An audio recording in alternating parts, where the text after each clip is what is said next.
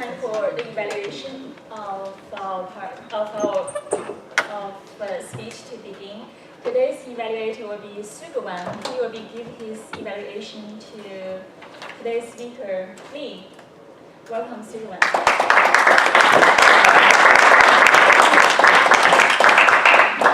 All right, Toastmasters, guest, and Lee. Lee, congratulations. You finished your second speech in the evaluation and feedback portion. And just for everybody to know what the benefit of the speech is, he gave a speech, in fact, the identical speech a few weeks back. I provided some feedback for him, and his purpose, his goal was to incorporate that feedback into that speech he presented today.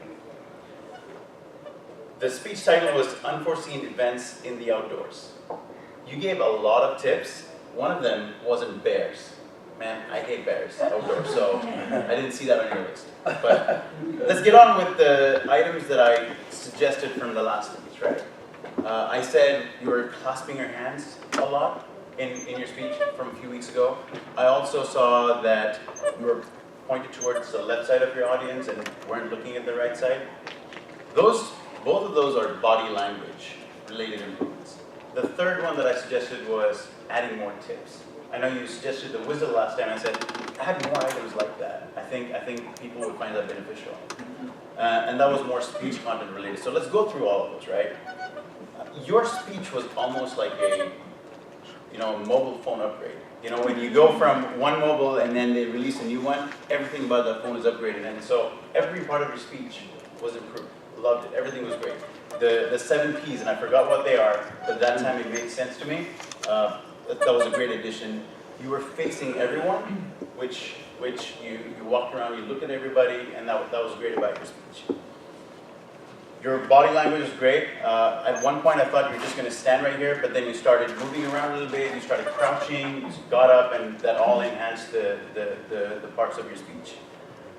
I still noticed that your hands were clasped at the beginning.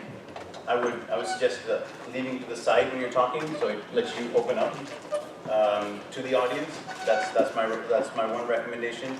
Also, I saw you turn back every time to go grab items. Practice that. Make sure the items are scattered out here, or when you're talking, grab your item and then show it out. That would be easier.